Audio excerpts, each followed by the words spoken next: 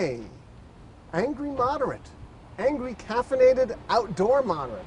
I'm an outdoorsy kind of guy. You know, actually, I'm so not outdoorsy. The angry moderate, that is me, Dan Weintraub, I am divorced.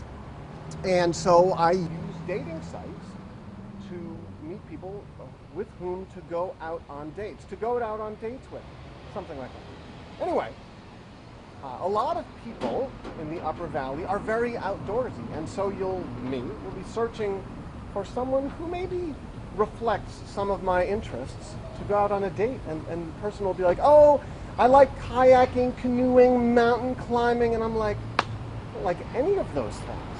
I mean, I'm not opposed to them, but I like coffee, I like cities, I like walking around cities with coffee.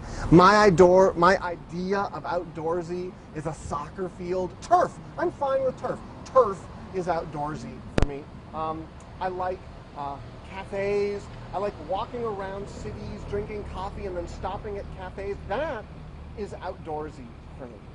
So this, shooting the angry moderate in the middle of White River Junction, incredibly outdoorsy for me. This is my outdoor experience. So I guess now I can update my profile on Match.com and say, yes, I'm extremely outdoorsy. I shoot a nature television show in the middle of Vermont.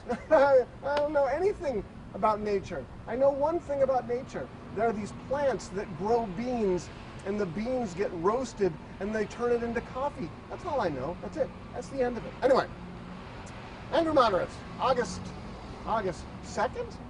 August 2nd or August 3rd? August 2nd, 2012. And it's all right here, folks. It's all right here in the Valley News. Everything that you would ever want to talk about, anything that you would ever want to investigate, critique, criticize, or in any other way roll your eyes about is all right here in the Valley News. So let's get started, shall we? Oh my gosh, dark roast from the Tucker box. I'm telling you, this part of the world is so fabulous for coffee. There are so many great coffee joints right here in the Upper Valley of Vermont, from the Tucker box, the Tip Top Cafe, the Dirt Cowboy, Umplebee's. You get great coffee. Alashant, great coffee. These are great coffee joints, and I don't even have to be outdoorsy. I can pretend to be outdoorsy and just go from place to place drinking coffee. As a matter of fact, that's how I get my exercise. I get my heart rate up with caffeine. So when people say, are you doing your cardiovascular, your C cardio exercise? My sister, who lives in Boston, does this thing called CrossFit, the six-pack and the muscles, and I'm like, I get my exercise by drinking coffee. If I drink a lot of coffee, my heart rate gets up. There's my exercise, right? All good. Okay, anyway. It's all here, folks. Let's talk about everything that I can possibly talk about in a half hour reading the Valley News. First of all, Romney returns from shaky trip. He went over and he embarrassed himself talking to the Brits with regard to the Olympics, and he embarrassed himself in Israel talking about Palestinians. No big deal. Look, you know me. I tend to be a little bit more critical of the right than I am the left, even though I am the angry moderate, middle of the road. All of this stuff about Romney embarrassing himself, or a shaky trip, or he said this, or he misstepped. Oh, it's baloney. Total baloney. I wouldn't listen to any of it. What a waste of time.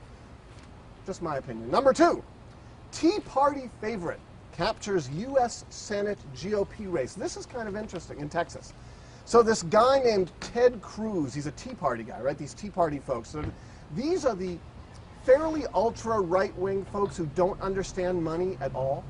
Their take on public and private debt and their take on government spending is as if they were still living in the 1950s and we were still under a gold standard. You realize that we're not under a gold standard, right? There's no commoditized monetary standard in the United States. I've talked about this now for 2 years, until I'm blue in the face, until my heart rate really does get up and I become extremely agitated and angry. There is no commoditized monetary standard in the United States. We don't have a gold standard anymore. We got rid of it in 1971 when Richard Nixon unilaterally defaulted on all of our gold obligations abroad. We no longer have that gold standard. And so when Tea Party Republicans and Tea Party right-wingers say things like, debt is going to be the end of the United States and deficits are what are killing us, it's either a red herring and they know it's a lie, or they're just not very smart, like they just don't get it.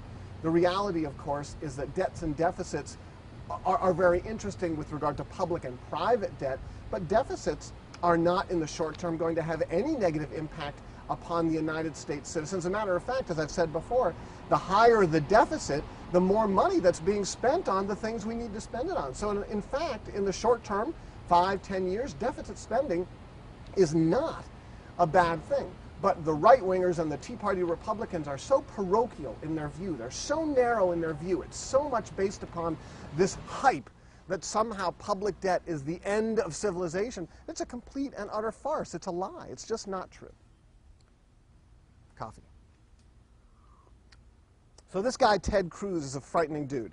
And the reason that Ted Cruz is frightening is that he's a very charismatic Tea Party Republican. And what that means is that the message that he's sending with regard to the end of public spending, the message that he's sending with regard to making sure that we have a balanced budget and that we cut government spending in order to get there, if he uses that charismatic voice to carry sway in the Senate when he wins the election in November, that could have a profound impact, particularly if there's a Romney administration, upon all of the social safety nets and all of the programs that many people rely upon. A Social Security program, unemployment insurance, all of these programs that are critical to the stability, the near-term stability of the U.S. Now, here's the thing with regard to debt, private and public. It's not private and public debt that we need to fear as much as a broken monetary system, a system that only benefits a very small percentage of society. And because of that broken monetary system, debts and deficits in the medium and long term end up being catastrophic because they lead to this broken monetary system, cost inflation, commodity inflation, and the middle class and the poor get priced out of existence. That's a problem. In the short term, deficit spending is not a bad thing because hopefully it's spent on the right things, the things that we need or that society needs to spend on, such as all of the social safety net programs. It's all right here, folks. Let's see what else we have. Senator McCain visits New Hampshire. Who cares? Not very fond of Senator McCain.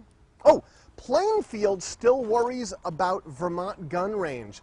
Duh. Now, see, here's the deal. There's another thing here with regard to guns, right? Oh, there's some great stuff in here. I love the Valley News. Right, so there's a letter to the editor with regard to guns that says, guns are not the problem. I love this, right? Okay. Guns aren't the problem by Anthony something or other from Lebanon. I'm not going to say his last name because maybe he doesn't want me saying his last name. Then he writes this: the current spate of anti-gun hysteria is deeply dismaying to those of us who understand that weapons are simply a technological answer to violence, not a cause of it. Okay.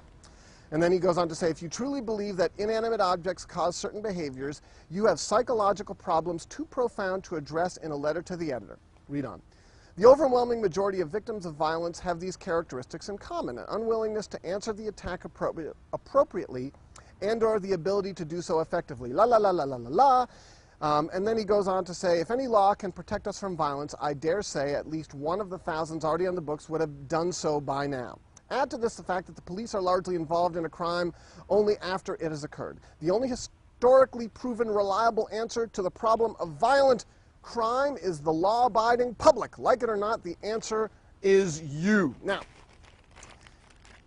I'm not an anti-gun rights guy. It's not my thing. I'm kind of right down the middle. I'm not going to sit here and quote statistics like the United States has some 20-some-odd thousand deaths a year from handgun violence, and the next closest country is probably, well, we do have Mexico with all the stuff going on down there with the drug wars, but the next closest country is not, far off the United States pace. I'm not going to go there, okay?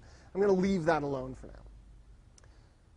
But my point is this: people who are gun rights advocates, just as people who maybe are advocates for other political positions, whether it be on the left or on the right, hide behind rhetoric and hide behind funny, convoluted arguments. Do you hear the music? Arguments as a way to back up their position. Look, if this guy, Anthony whatever, doesn't want the government to regulate guns, he should just come out and say, hey, look, you know what? I don't want the government to regulate guns. I like shooting my guns. I like going to the shooting range. I like hunting. I like my guns. I like my assault rifle, whatever it is, la, la, la, la, la. Don't take away my guns. Fine. I have no problem with that argument. But to sit here and say things like, the current spate of anti-gun hysteria is deeply dismaying. No, it's not. It's not dismaying that people get freaked out about the fact that people can get a hold of weapons on the internet and go into places like movie theaters and shoot people. It's not dismaying at all. What's dismaying is the fact that gun rights advocates always, the minute there's this kind of a tragedy, the first thing they think is, ooh, this is going to be a challenge to our Second Amendment right to carry a weapon. Look, the issue is not whether or not you should have the right to have a gun. The issue is that guns, when you shoot them, can kill people. End of discussion. Does that mean that guns should be regulated? I don't know. Does that mean that we need to not sell guns on the internet? I don't know. But what it does mean is two things. One, guns, when shot by somebody at somebody else, kill somebody, right? And the second thing that it means is for people like Anthony, whatever his name is, from Lebanon, to hide behind certain arguments with regard to, X, Y, and Z arguments with regard to why guns shouldn't be regulated is just self-serving. Just be honest. Look, the angry moderate always says that we are all guided by self-interest. That is the great regulator, right? Why do you think I sit in front of this camera once every couple of weeks and babble? Do you think I do it for the public good? No. Do you think I do it to educate those people who might watch and listen to me? No. I do it because of self-interest. I like the attention. That's all. Pure self-interest. And I've said this before. Why do I do theater? Why do I act in theater? Why do I play music in front of people? Is it because I'm some artist? No. It's because I like the attention. That's all. That's my character. That's how I operate out there in the world. And so that's just the truth. Self-interest. We are all guided by self-interest. We are guided by self-interest, monetary self-interest. We are guided by the self-interest of wanting to be loved and accepted. We are guided by community self-interest. We are guided by employment self-interest. All of our actions, virtually all of our actions, have to do with self-interest. I've said this before, too. The dudes who go out and do all the protesting, this summer at the Democratic National Convention in Charlotte, North Carolina, do you think all of the protesters who are there are going to be doing something great for the country? We're standing up for the rights of everybody who can't be here, and all these Occupy Wall Street folks? No, it's self-interest. Either it's the self-interest of wanting to create a monetary system and a country that benefits them more than it does the super rich, or it's just because they like the attention. They like being part of a community. They like protesting. They like the adrenaline rush that they get from being with a bunch of people and going, hey, ho, blah, blah, blah, all that political protesting stuff. Look, and is that bad? No. But I think that it is coffee. Yum. I think that it is extraordinarily dishonest and unself-reflective and shows a remarkable lack of awareness on the part of all of us, humanity, that we are not able to see that what we do because we have self-interest, that we do it for ourselves. We're not doing it for some greater cause. We're not doing it for some big, we're doing it because we feel good one way or the other, whether it's for financial security, whether it's for a sense of community spirit. I know these two people who are going on this walk for happiness. It's true. And they're walking from like Montpelier to like Washington, D.C. or something. It's going to take them 2 months. And they're going on this walk for happiness and raising money for some happiness foundation. I'm not kidding. Great, wonderful. They're going to have a great time. They're going to meet people along the way. Are they doing it for some great cause? No, it's for themselves. Makes them feel good. Fine. Is that bad? No, it's fine. I love the fact, though, that this article said, well, I got the letter to the editor part in the defense of guns, but then this article, this is a great, this is the August 1st edition of the Valley News. Plainfield still worries about Vermont gun range. Look, if they're going to put a gun range in your community, you should worry. Should you worry because bad elements of society are going to come shoot guns in your community? No. You should worry because guns, when shot around people, sometimes do bad things. Does that mean that nobody should shoot guns? No. Same argument. Does that mean that nobody should ride motorcycles because it just so happens it seems that every couple of weeks someone else crashes on a motorcycle and dies? No. People want to ride motorcycles? Fine. If they're going to ride motorcycles and they're going to go fast and they're going to go fast on gravel roads, sometimes bad things are going to happen. Why do people ride motorcycles? Self-interest. Look. La la la la la la la, right? I like this one now. Wind company applies for Vermont bat death permit. I'm not kidding you. The company that owns and operates a Vermont wind power project in Sheffield is asking the state for permission in advance in case once common bats, now on the state's endangered species list, are killed by spinning turbine blades, which, by the way, would be a great name for a punk band. Now warming up for the dead Kennedys, spinning turbine blades. Anyway, Boston-based First Wind has asked the Vermont Agency of Natural Resources for the first ever, quote, endangered and threatened species taking permit. It's kind of funny, right? Oh yeah, we were wondering if we could get permission to set up these wind farms and not only get permission for the wind, to harvest the wind, but if we harvest a few bats along the way, is that okay? Well, they're endangered species. Yeah, that's why we're asking, because we'd rather not get in trouble for that. So is it okay if we get a taking permit? A taking permit, right? I love that. I would like to get a taking permit for coffee. I guess that's called money. I would like to get a taking permit for coffee where I could just go places and be like, oh, look, I have my coffee taking permit. Oh, you don't have to pay then. You can have as much coffee as you like. Yes, just anywhere in the world. Maybe that's called a Starbucks card. Okay. Good stuff. So here we are outside. Angry Moderate, August 2nd, 2012. Outdoors, in the wild, right? Into the Wild with Dan Weintraub. Like Bear Grylls, right? What's the British guy, the guy who's like, the outdoorsman. It's okay to climb inside the belly of a camel to stay cool. It's like Star Wars. For me, outdoorsiness, like this is it. This is about peak outdoorsiness for me. There are other good letters to the editor here. Penn State penalty makes no sense. To the editor, taking away scholarships and bowl games from the Penn State football team does nothing to punish the evildoers who are all now out of the institution, nor does it do anything to help the victims. Instead, it needlessly disrupts lives and may even cause harm to innocent students. Now, this is a very interesting issue. The issue of all of the sanctions that have been levied against Penn State for the malfeasance surrounding the Jerry Sandusky child abuse scandal. When the NCAA said, okay, there's all the probation and no bowl games and lack of scholarships and a $60 million fine to the university and all these things, there are a lot of people within the community who end up being hurt by this. Vendors at the Nittany Lions football games who are injured by it, vendors in the community, hotel owners in the community. So there's a rippling effect out through the community, an economic injury to the community. There's also the injury to all kinds of football players, right? Student athletes who came to Penn State on good faith with the institution. So the institution is kind of based upon the NCAA's actions, acting in bad faith. Now, the Angry Moderate, that would be me, speaking of himself in the third person, not taking responsibility for, no, actually, just kidding. Here's what I think about the NCAA. I think the NCAA, the National Collegiate Athletic Association, is really, really bad. So here's the deal. College in general has become totally whacked out in terms of cost, in terms of what the original intent was of higher education and what it's become. It has become an enormous multi-billion-dollar money-generating industry.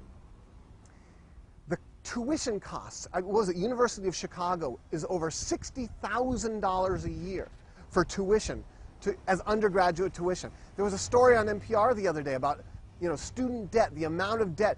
It was this morning. This morning there was a short story on VPR, Vermont Public Radio, and it was somebody talking about how great it is that they're going to college and that their daughter's going to college, and kind of interviewing the mom and the daughter, but they've had to move to Arizona to go to a public institution because they couldn't afford to go to a private institution or to go to UVM or something. And the whole story is about the amount of debt that these young people and this mom are in because of college. Now here's the deal. Do I think a college education is important? I absolutely do. I think the reductive thinking of people on the right who say, don't go get a college education now, you can make more money as a plumber, right? I think that that kind of argument is so reductive and such a race to the bottom type of mentality. Is there anything wrong with being a plumber? Absolutely not. But going to college, getting an education, whether it be career-oriented or liberal arts-oriented, fabulous, wonderful. But here's the deal. Going to college for 4 years, this woman on this show was getting a degree in environmental studies. So she's going to go $250,000 in debt to study environmental studies. The chances of her getting a lucrative job in that particular industry are fairly remote. And so what she ends up doing is working in some ancillary or even non-related industry, making a pittance and not being able to pay back her debts and always being under the thumb of the usurers. Okay, that's a little strong. Of the folks who lent her the money to go to college. I have an idea. Yes, people should go to college. Fabulous. You know what? College should be communitarian. It should be free. I'm still a moderate. This is not a left-wing thought here. This is not a socialist babbling. Check this out. And this is an appeal, okay? I'm going to make an appeal now.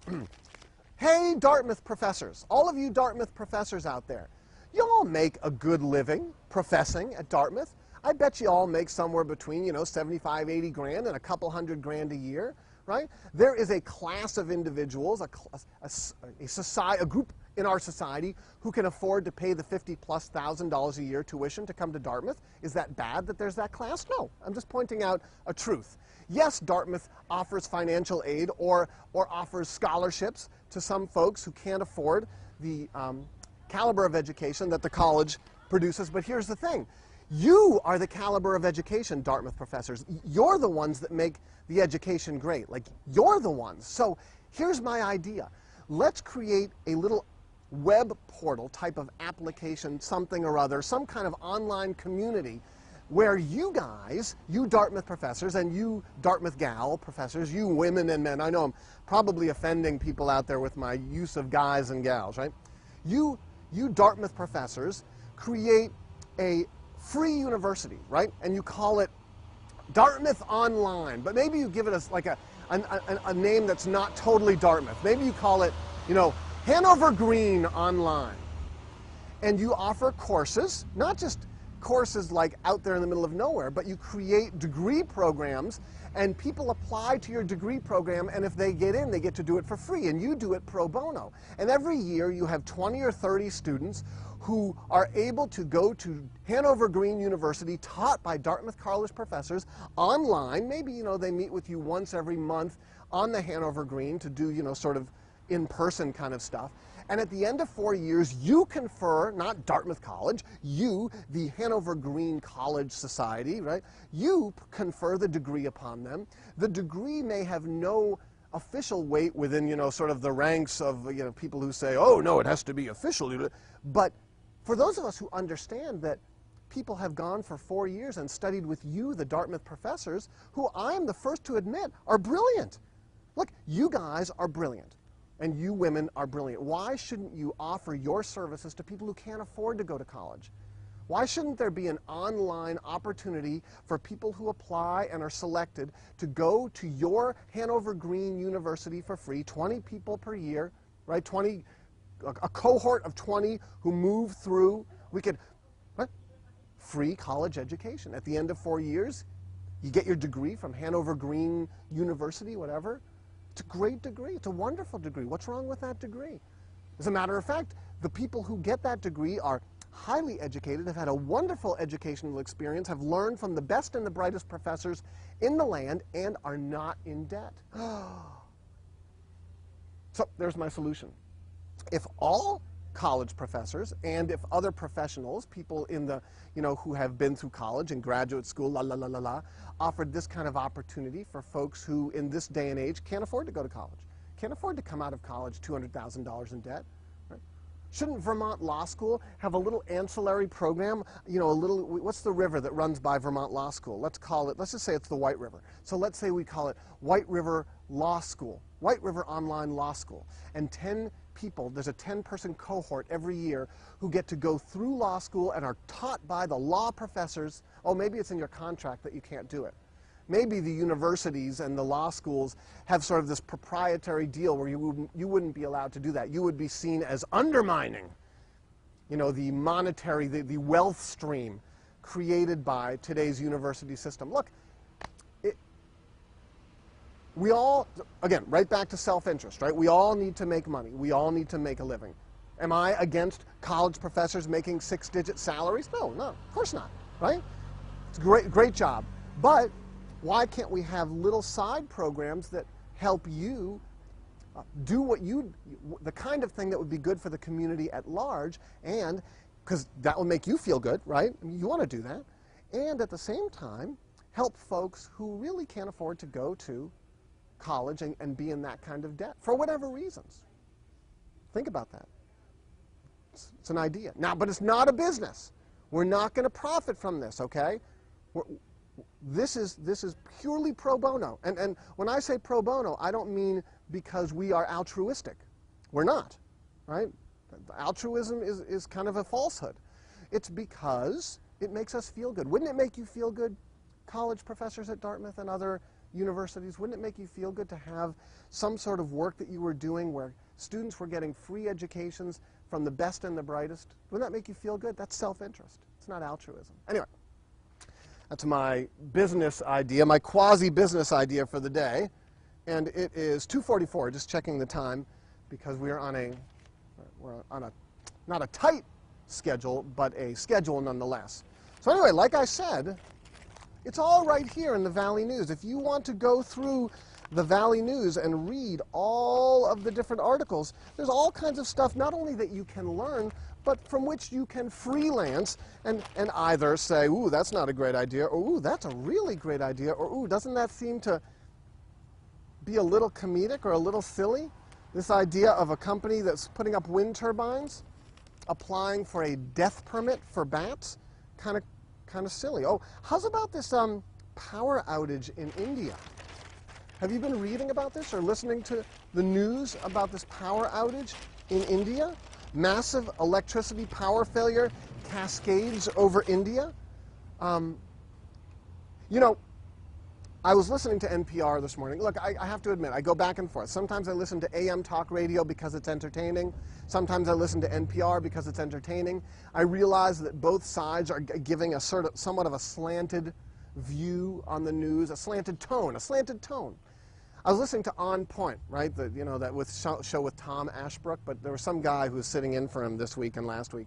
So I was listening to On Point, and there was a discussion coming back to money, because really, when I started doing The Angry Moderate a couple of years ago, it was to voice my frustration with our lack of understanding about what's happening in the economy and why we are in an ongoing and elongated crisis, and why we are in the worst economic crisis since the Great Depression and even back since the Panic of 1873, and how only because of monetary policy have we been able to keep our noses above water, but that this crisis is ongoing, it is elongated, and it's pretty scary.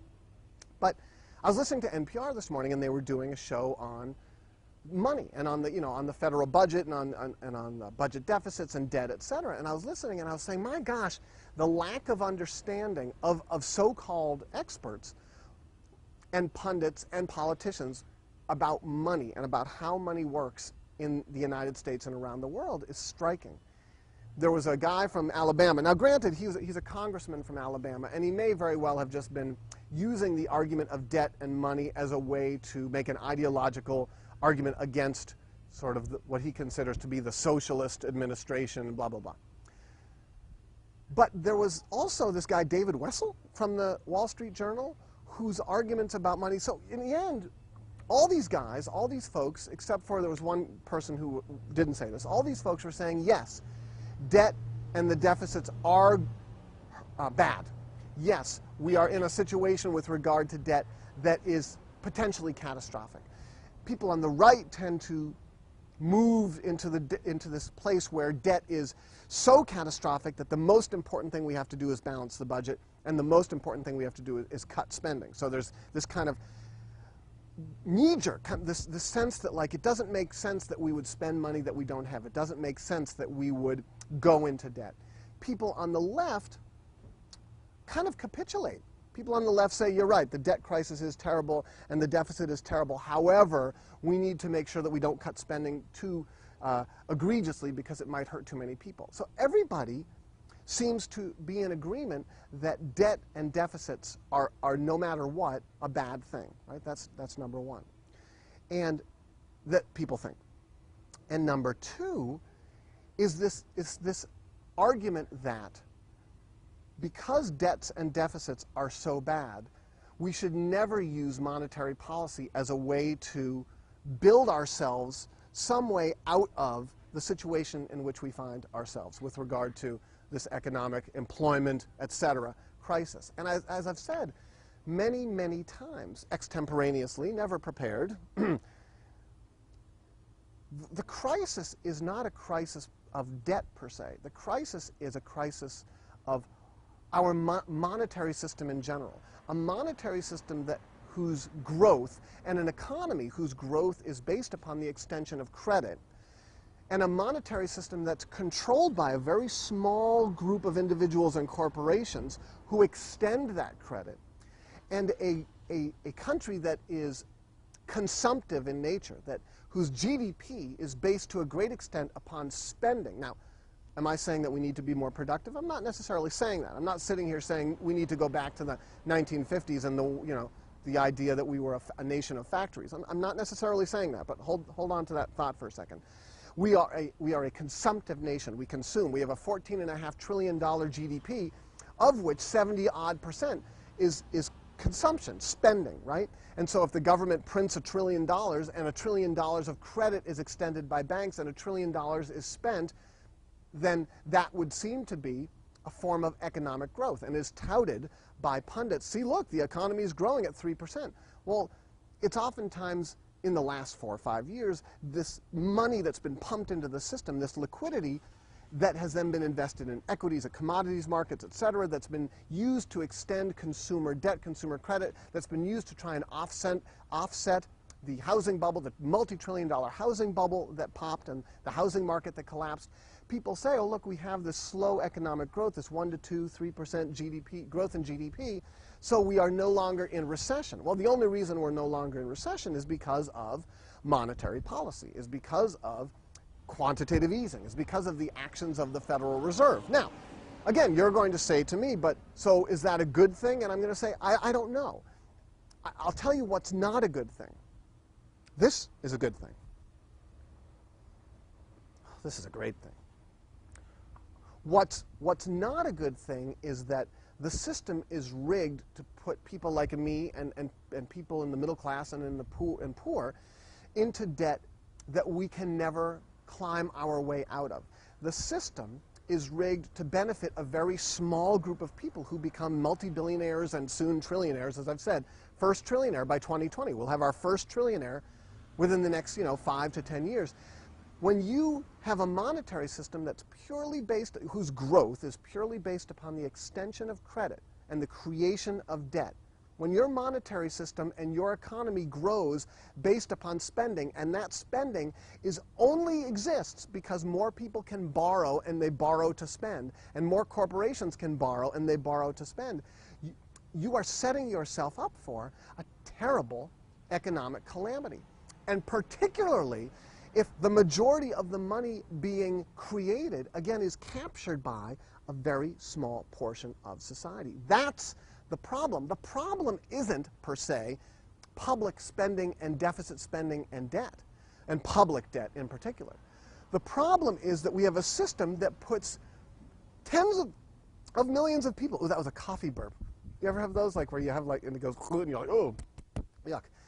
The problem is that we have a system that puts tens of millions of people, if not hundreds, or over 100 million, 300 and some odd million in the United States, so many millions of people into debt, who then spend the rest of their lives trying to figure out ways to service those financial and monetary obligations. And because they're in debt, their political freedom is circumscribed, their economic freedom is circumscribed. They are in a very difficult position. Debt puts one in a very difficult position. And debt, in many ways, private debt and the amount of debt we have of private citizens is kind of anti-democratic in a funny way of joining economies and politics when you have a system based upon debt in which 100 million people have no way to get out of debt other than to borrow more money and are constantly having to, figure out ways to secure more credit and more debt, and where only a small group of people and corporations benefit from that monetary system. That is, by definition, anti-democratic, because the democratic institutions that this nation upon which this nation supposedly exists are whittled away because the monetary system is profoundly broken. But don't let people who don't understand money fool you. It's not because of spending. It's not because of government spending. It's not because we have high deficits. It's not because we're putting money into unemployment programs. That's not the reason that we're in a crisis. The reason that we're in a crisis is because when the Federal Reserve monetizes $1 trillion in debt, it does not trickle down. It does not work its way into society in a way that benefits the greater good. It gets captured by a very small group of corporations and individuals. Now, here's the thing. Are those individuals and corporations evil and bad? I don't think so. Self-interest. If I, the angry moderate, had gone to Wharton and had worked for Merrill Lynch and then had decided to open a hedge fund or whatever and made my tens of millions of dollars, would I have done it? If that was something that I could have done, would I have done it? Oh, yeah, sure. Why not? Am I opposed to massive wealth? No, not necessarily. But what frightens me is that we have this economic system that's so profoundly broken, and we have a political wing of our two-party system, the right side, the Republican side, that's making the argument time and time and time again, the Tad Cruzes, right, the Ted Cruzes of the world, that it's all because of government largesse and government spending. And when these people come to power, when Mitt Romney becomes president and you have a Republican Congress and all of these spending cuts are enacted, I'm telling you, what you're going to end up having is a situation in which that social safety net falls out from under a huge percentage of the population, and you are going to have serious, serious economic, social, and political strife. Anyway, the angry moderate is looking at his new Samsung phone. Isn't this cool? I had an upgrade from Sprint, right? So it only cost me a few bucks, and it's really cool. The movies that it takes, the quality of the movies are extraordinary. I'm blown away by the fact that, who would have thought 20 years ago that we would have these things, Anyway, so that's what I've got to say today. I've got to say that you need to, I've said this before, I've said it last week, you need to understand money. You need to understand money to be able to make informed decisions, informed political decisions. That's number one. And number two, go through the news with a discerning eye. And when you read people saying things like, if you're against gun rights, then you're against freedom, and people who are anti-gun, understand that it is self-interest. The guy who wrote the letter likes guns. He likes to shoot guns. He's making a political argument, but really hiding behind that political argument is just the fact that he doesn't want people taking away his guns. I understand that. I would love to see a letter to the editor about gun rights where the dude said, hey, look, I just like my guns and I like shooting them, and I know that they can be bad or good, and but don't take them away. All right. Dig it. Have a great week.